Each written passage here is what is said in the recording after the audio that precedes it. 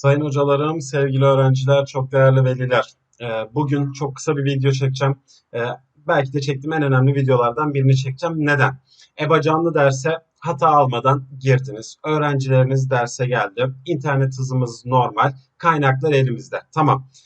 Peki burada dersi iyi işleyebilmemiz için hangi ayarları yapmamız lazım? Bu kısım önemli. Neden? Öğretmenlerimiz bana diyor ki öğrenciler arkadan istemediğimiz gürültüleri, sesleri çıkarabiliyor. Ya da öğrenciler tahtayı yani beyaz tahtayı, ekranı karalıyor ve kimin karaladığını bulamıyorum.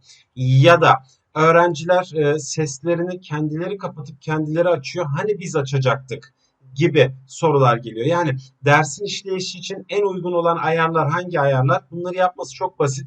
Bakanlığın uyardığı uyarılar da belli.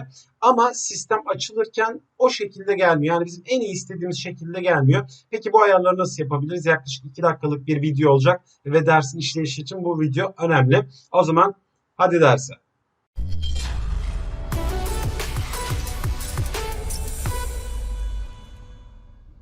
Sayın hocalarım, sevgili öğrenciler, videoyu uzatmak istemiyorum. EBA canlı ders adım adım giriş videoları sayfada çok. Onun için ben direkt olarak bağlandım. Şimdi de size buradan ayarları göstereceğim. Şimdi birinci sırada yönetici kısmımız var. Yönetici kısmının sağ alt tarafında daha fazlası diye bir sekmemiz var. Burada yapmamız gereken ayarları en kötü ihtimal şu kenardaki tikleri benimkiyle aynı şekilde yapın. Adım adım gidelim. Diyor ki katılımcıları derse sesleri kapalı al.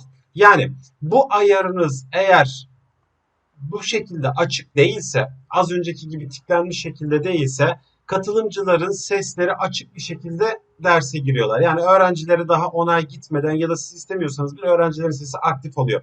Dolayısıyla biz buradaki arkadaşı tikli tutacağız, işaretli tutacağız. Katılımcıların derse seslerini kapalı al dedik. Evet, bu onayımızı verdik. Gel gelelim ikinci kısma.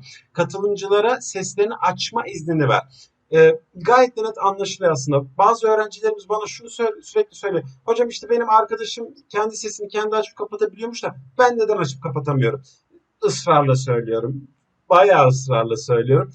Sevgili öğrenciler, eğer öğretmenimiz buradan izin verdiyse siz kendiniz açıp kapatabilirsiniz. İzin vermediyse kapatamazsınız. Ve ben öğretmenlerimize diyorum ki hocalarım burayı izin ver kısmını kaldırabiliriz. Yani siz istediğinize söz verirsiniz. İyi de hocam öğrenci bir şey söylemek istediği zaman ne yapacağım? Bakın burada ifadeler kısmı var. Öğrenci buradan el kaldırabilir. Kimin el kaldırdığını da görüyoruz. O zaman ona ses hakkı verebiliriz. Üzerine sağ tıklayıp ses hakkı verebiliriz. Devam ediyorum ayarlarımıza. Daha fazlasına geldim. Katılımcıların isimleri değiştirmelerine izin ver. Hocalarım bence bu tikin kalkıyor olması lazım. Çünkü biz öğrencimiz hangi öğrencimizin olduğunu anlamamız için isimlerini anlamamız lazım. Zaten bazı güvenlik sebepleriyle biz isimleri görebiliyoruz ama kenarlarında yıldızlar var. Genelde bu şekilde gözüküyor. Ama öğrencilerimiz oraya çok daha farklı isimler ekleyebiliyor. Daha önce de başımıza geldi. Dolayısıyla bu sekmenin kalkmış olması lazım.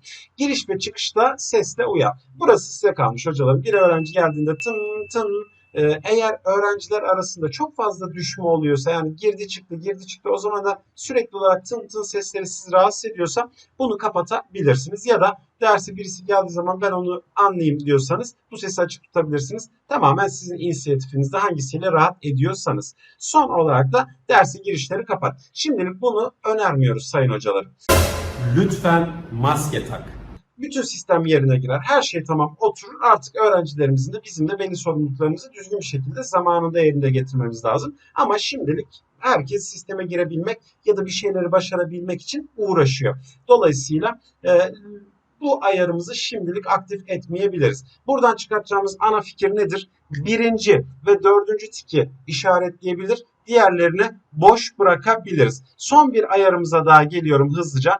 Eğer siz öğrencilerimizin e, ekran paylaşımına izin verdiğiniz zaman birden fazla kişiye ekran paylaşımı yap derseniz aynı anda birkaç kişi ekranı karalayabilir. Dolayısıyla buradaki ayarımız tek kişi ekran paylaşabilir de kalmasında fayda var. Kim dosya paylaşabilir? İşte siz burayı sadece yöneticiyi sistem otomatik olarak işaretliyor. Bir öğrenci, hocam ben de ders notu paylaşmak istiyorum, resmi paylaşmak istiyorum, Word, PowerPoint dosyalarını ya da PDF dosyası paylaşmak istiyorum derse buradaki ayarımızı tüm katılımcılar yapacaksınız. Evet, tıkladım ama sanırım bir hata aldım mı diyecektim. Hayır, tamam. Videomuz bitmişti ve şuraya hızlıca bağlıyorum. Maalesef ki EBA canlı derste şöyle bir şey var. Az önce ekrana bir uyarı geldi. Dersin 5 dakika içerisinde bitecek dedi.